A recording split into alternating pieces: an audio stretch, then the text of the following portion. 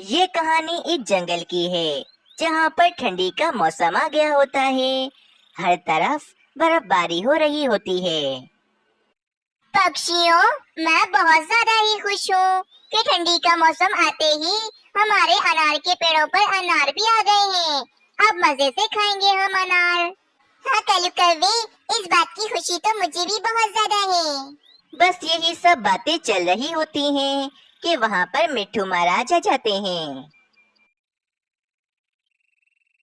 पक्षियों, तुम में से कोई भी अनार नहीं खा सकता है। हमारे जंगल में ठंडी का मौसम आ गया है और हमारे पास सारी गंदुम भी खत्म हो गई हैं। और तो और ठंडी के मौसम में गंदुम की फसलें भी नहीं उगती। इसीलिए हमें अपने अनार दूसरे जंगल में बेचने होंगे ताकि वे हमें गंदुम दे सकें। परंतु महाराज, हम सब पक्षियों की अनार खाने की बहुत ही ज्यादा इच्छा थी। मीनू चिड़िया पक्षियों, मिट्ठू महाराज बिल्कुल ठीक कह रहे हैं। गंदुम तो हमारा भोजन है और भला हम पक्षी इन खट्टे अनारों को कितना खाएंगे। पेट भरने के लिए तो हमें गंदुम की जरूरत पड़ेगी। इसीलिए मिट्ठू महाराज बिल्कुल सही कह रहे हैं। पक्षियों, सब मिलकर इन सारे अनारों को पेड़ से तोड़ लो। उसके बाद ये सारे अनार पोटलियों में भरकर हम दूसरे जंगल उल्लू महाराज को बेच देंगे और उसके बदले में वे हमें काफी सारी गंदुम दे देंगे। बस फिर क्या था, सब पक्षी मिलकर पेड़ से अनार तोड़ने में लग जाते हैं। कुछ घंटों के बाद सब पक्षियों ने पेड़ से सारे अनार तोड़कर उन्हें पोटलियों में भर दिया होता है। चलो पक्षियों, ये काम तो हो गया। अब बस इन पोटलियों को दूसरे जंगल उल्लू महाराज के पास ले जाना है हमें। कालू कौवे, रात को इन सारी पोटलियों की हिफाजत की जिम्मेदारी तुम्हारी है। तुम इनका अच्छे से ध्यान रखना। ठीक है मीनू चिड़िया, तुम सब पक्षी बेफिक्र हो जाओ। मैं आज पूरी रात जागकर इन पोटलियों का ध्यान रखूंगा। बस फिर रात भी हो जाती है। सब पक्षी अपने अपने घरों में सो जाते हैं, परंतु कालू कौवा जाग रहा होता है और अनार की पोटलियों का ध्यान रख रहा होता है। कितना मन था मेरा अनार खाने का, परंतु खाया क्या, एक अनार का दाना भी चखने को नहीं मिला मुझे। कालू जी, आप बिल्कुल ठीक कह रहे हैं। हम सारी रात इन पोटलियों की हिफाजत की जिम्मेदारी में इस ठंडी के मौसम में यहीं बैठे रहेंगे। भला इसमें हमारा क्या फायदा। रानी, अगर हम इन अनार की 10 पोटलियों में से एक पोटली छुपा कर रख लें तो उल्लू महाराज को क्या पता चलेगा। वो तो 9 पोटलियों का ही सौदा कर लेंगे।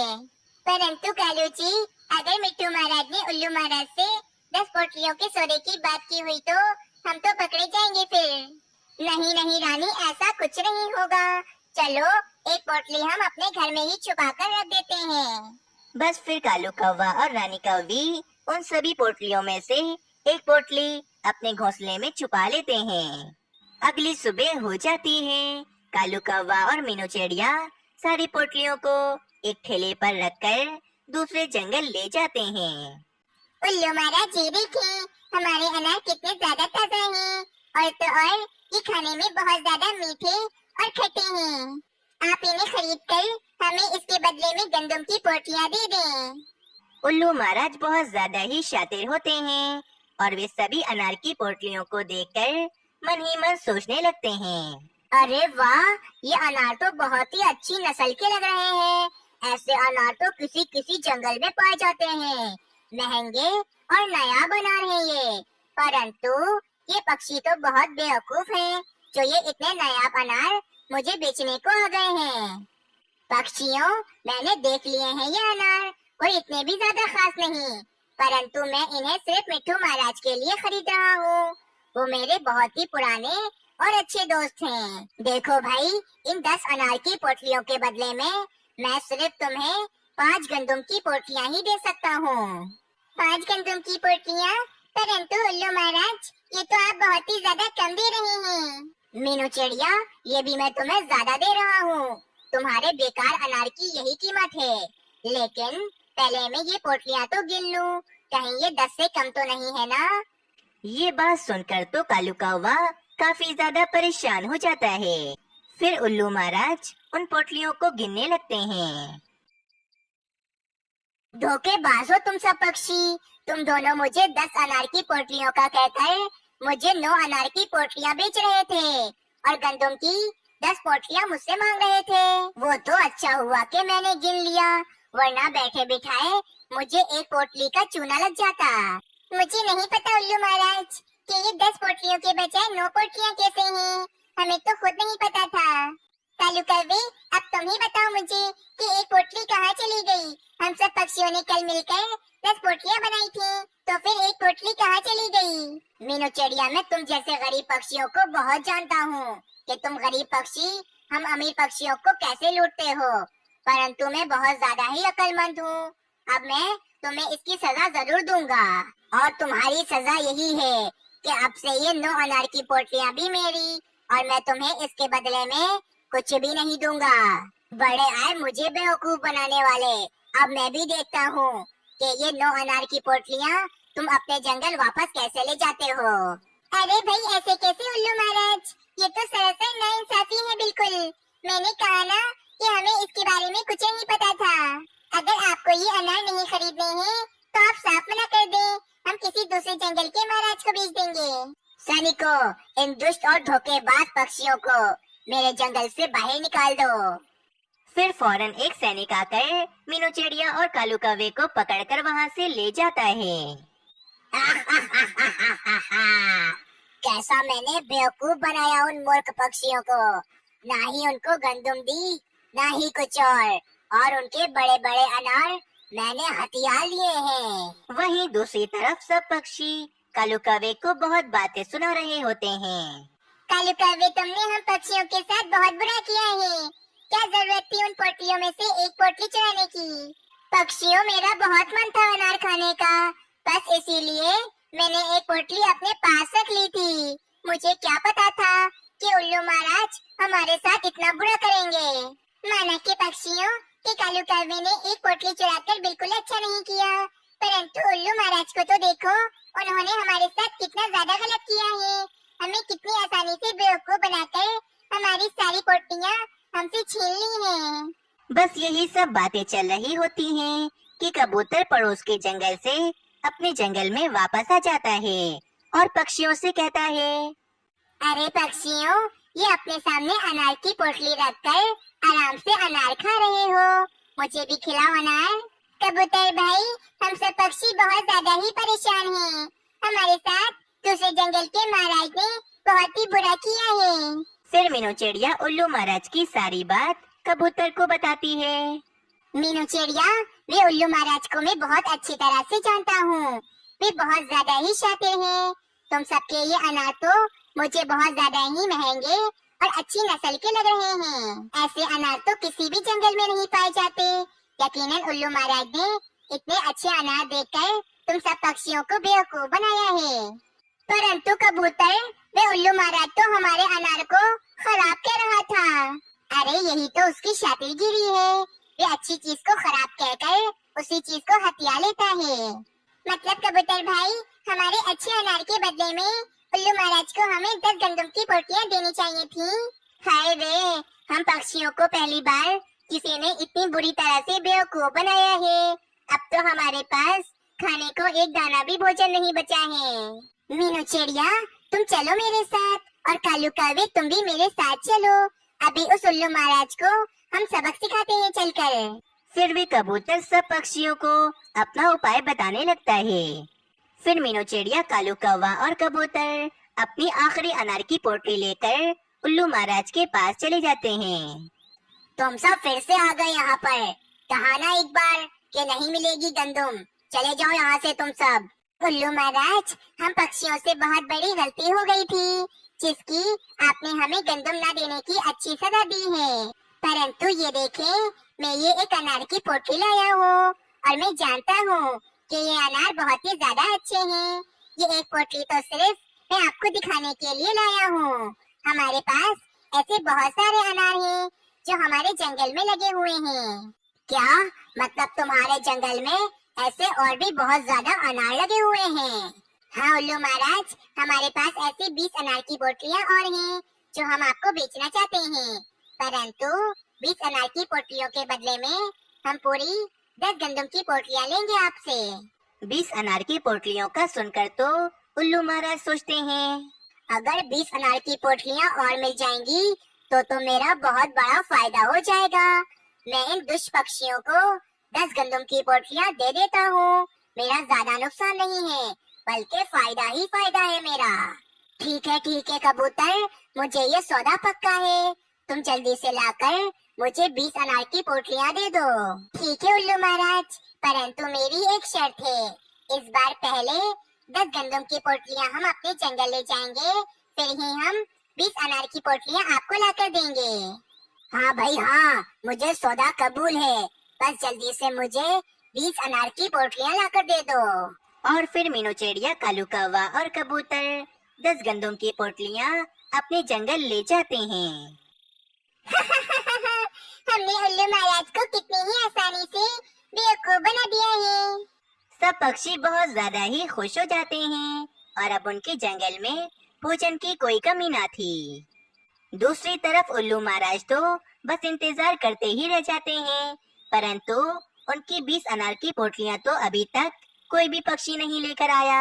महाराज, मुझे तो ऐसा लगता है कि वे पक्षी आपको बेवकूफ बनाकर आपकी 10 गंदम की पोटलियां ले गए हैं और अब वे वापस नहीं आने वाले। मुझे भी ऐसा ही लगता है कि वे पक्षी मुझे बेवकूफ बनाकर मुझसे मेरी 10 गंदम की पोटलियां ले गए। महाराज, अगर आप हुक्म दें तो अभी हम उनके जंगल पर जाकर हमला कर देते हैं और उनके जंगल के सभी पक्षियों को हम खत्म कर देते हैं। नहीं, ऐसा मत करना। उनके जंगल के पक्षी बहुत ताकतवर हैं। वे हमें नुकसान पहुंचा सकते हैं। हम ऐसा कुछ नहीं करेंगे। बस फिर इस तरह उल्लू महाराज को अपनी गलती की सजा मिल जाती है। अगर आप सबको ये कहानी अच्छी लगी तो चैनल को जरूर सब्सक्राइब करें और कमेंट सेक्शन में अपनी राय देना बिल्कुल ना भूलें। अरे पक्षियों, जल्दी जल्दी अपना भोजन बांध लो। हमें जल्दी इस जंगल को छोड़कर पड़ोस के जंगल में जाना होगा। बरसात बहुत करीब है। हाँ भाई पक्षियों, मीनू चिड़िया एकदम ठीक कह रही है। तुम सब जाकर जल्दी जल्दी अपना भोजन बांध लो। कहीं ऐसा न हो कि बरसात ही शुरू हो जाए और बरसात के पानी से तुम सबका भोजन भी खराब हो जाए। मीनू चिड़िया और तोते की बहुत ही पक्की दोस्ती थी। दोनों हमेशा एक दूसरे का साथ देते थे, परंतु कालू कौवा इन दोनों की दोस्ती से बहुत ज्यादा ही जलता था। पता नहीं इस मूर्ख तोते ने इस मीनू चिड़िया से दोस्ती क्यों की हुई है। भला कभी चिड़िया और तोते की भी दोस्ती हो सकती है। अब तो जंगल के पक्षी इन दोनों की दोस्ती की मिसालें भी देते हैं। अब मुझे कुछ ना कुछ तो करके इन दोनों की दोस्ती तोड़वानी ही पड़ेगी। कुछ देर के बाद सभी पक्षी अपना अपना भोजन बांधकर दूसरे जंगल की तरफ अपना सफर शुरू कर देते हैं। थोड़ी देर के बाद सभी पक्षी पड़ोस के जंगल में आ जाते हैं और एक जगह पर आकर बैठ जाते हैं। मीनू चिड़िया, तुमने तो सब पक्षियों के भोजन एक साथ मिलाकर रख दिए हैं। अब कैसे पता चलेगा कि किस पक्षी का कितना भोजन था? कबूतर, पहले तो सब पक्षी मेहनत करके नया घोंसला बना ले। उसके बाद में सभी पक्षियों को बराबर से उनका भोजन दे दूंगी। मीनू चिड़िया, इस पोटली में भोजन तो पका हुआ भी नहीं है। अगर पका हुआ होता तो मुझे तो अभी बहुत भूख लग रही है, मैं फौरन से खा लेता। तोते, एक बार हम सब पक्षी मिलकर अपना अपना घोंसला बना ले, उसके बाद सब पक्षी अपना अपना भोजन बनाकर खा लेंगे। सभी पक्षी घोंसला बनाने के लिए सूखा घास और तिनके जमा करने के लिए निकल जाते हैं। शाम होने को थी। सभी पक्षियों ने अपने अपने घोंसले तैयार कर लिए होते हैं। दूसरी तरफ कालू कौवे ने भी अपना एक नया घोंसला बना लिया होता है और अब कालू कौवा ये सोच रहा होता है कि वे तोते और मीनू चिड़िया की दोस्ती कैसे खत्म करवाए। अरे वाह भाई कालू, तेरे दिमाग में क्या गजब का आइडिया आया है। अब तो मैं मीनू चिड़िया और तोते की दोस्ती खत्म करवा कर ही रहूंगा। ये कहकर वे कालू कौवा भोजन की पोटलियों के पास चला जाता है। कालू कौवा भोजन की पोटलियों के पास आता है और एक नमक की पोटली निकालकर मीनू चिड़िया के घोंसले की तरफ चला जाता है। कालू कौवा वे नमक की पोटली लेकर मीनू चिड़िया के घोंसले में आता है और वे नमक की पोटली मीनू चिड़िया के घोंसले में छुपा देता है।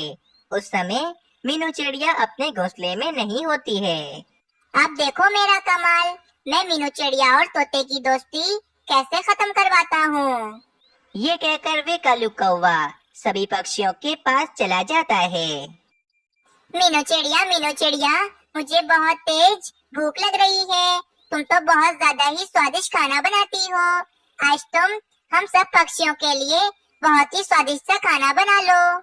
हाँ मीनू चिड़िया, वाकई तुम्हारे इन परों में तो जादू है जादू। इतना स्वादिष्ट खाना जो बनाती हो तुम। हाँ मीनू चिड़िया, कालू कौवा एकदम ठीक कह रहा है। तुम पोटलियों में से भोजन निकाल कर पका लो, उसके बाद हम सब पक्षी मिलकर भोजन खाएंगे।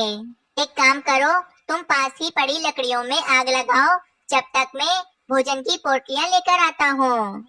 कुछ ही देर के बाद मीनू चिड़िया लकड़ियों में आग लगाकर एक पतीली में खाना बनाने लगती है। अरे भाई तोते, इन पोटलियों में तो नमक की पोटली है ही नहीं। अगर मैं खाने में नमक नहीं डालूंगी तो खाने में स्वाद कैसे आएगा। परंतु मीनू चिड़िया, मैं तो सारी पोटलियां लेकर आया हूँ, एक भी पोटली मैंने नहीं छोड़ी है वहाँ पर। हाय रे, शायद भी नमक की पोटली हमारे जंगल में ही रह गई है।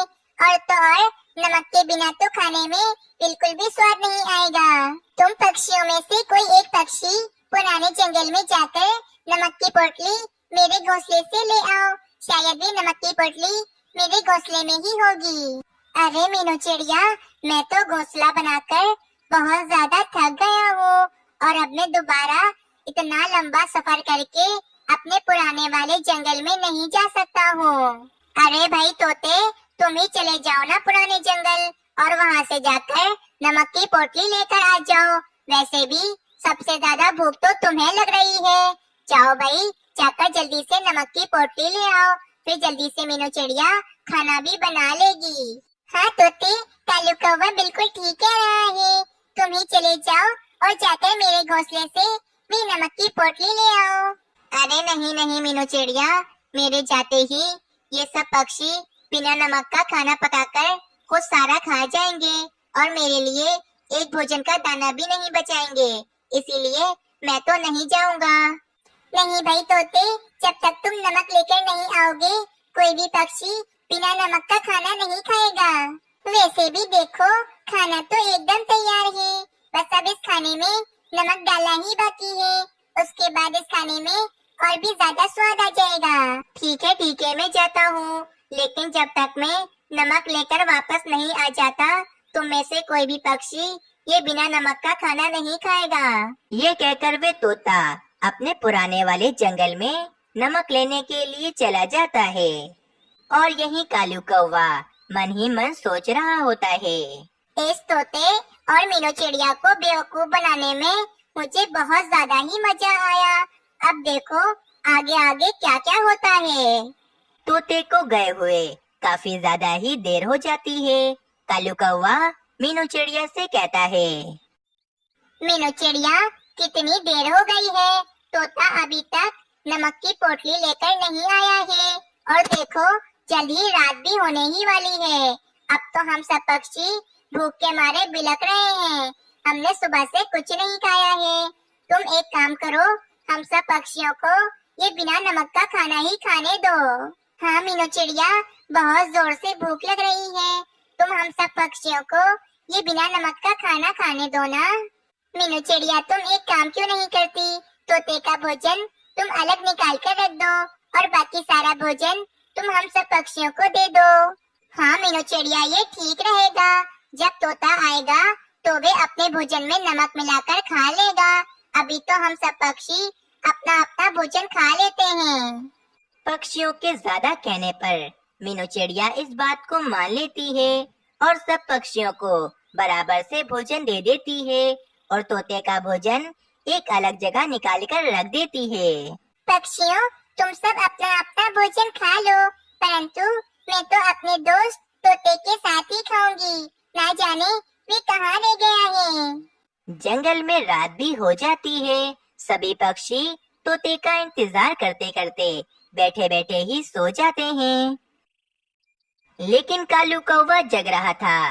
कालू कौवा फौरन तोते के भोजन के पास आता है और तोते का भोजन खाने लगता है।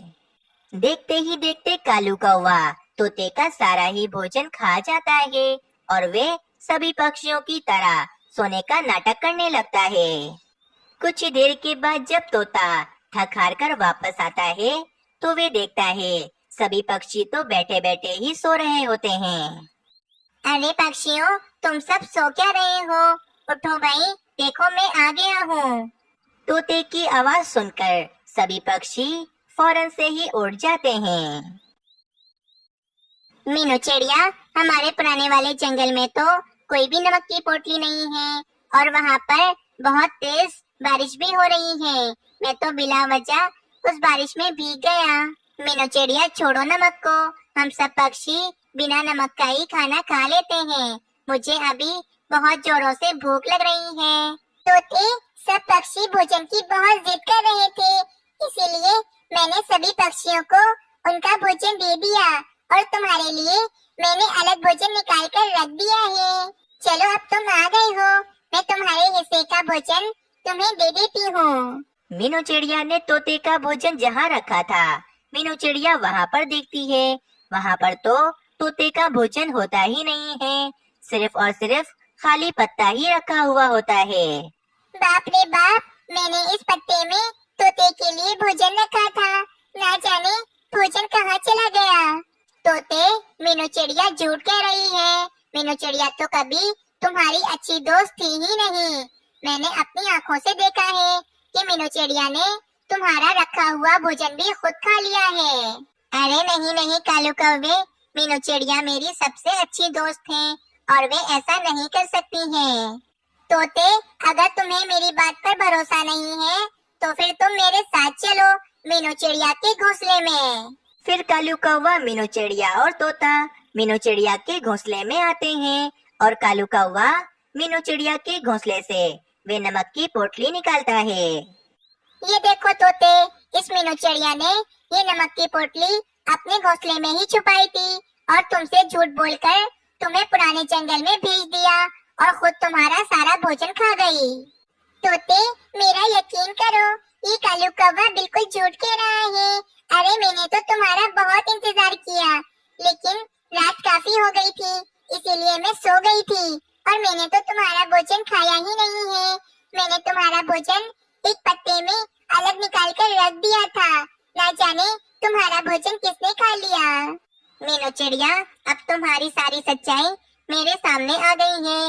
ये झूठ मत बोलो मुझसे, आज से हमारी दोस्ती हमेशा हमेशा के लिए खत्म। मीनू चिड़िया को कालू कौवे पर शक होता है कि तोते का भोजन इस कालू कौवे ने ही खाया है और मीनू चिड़िया सब पक्षियों को जमा करती है और उन सभी पक्षियों से कहती है, तोते, मैं तुमसे बहुत जलती हूँ और मैं तुम्हारी बिल्कुल भी अच्छी दोस्त नहीं हूँ। पक्षियों, मैं तुम सबको एक बात बताऊं, आज जो मैंने तोते के लिए भोजन अलग किया था उसमें मैंने जहर मिला दिया था ताकि तोता मर जाए, लेकिन ना जाने वे जहरीला भोजन आखिर किसने खा लिया। अब वे जहरीला भोजन जिस किसी पक्षी ने भी खाया होगा वे मरने ही वाला होगा, क्योंकि वे जहर मिला हुआ भोजन मैं खुद क्यों खाऊंगी।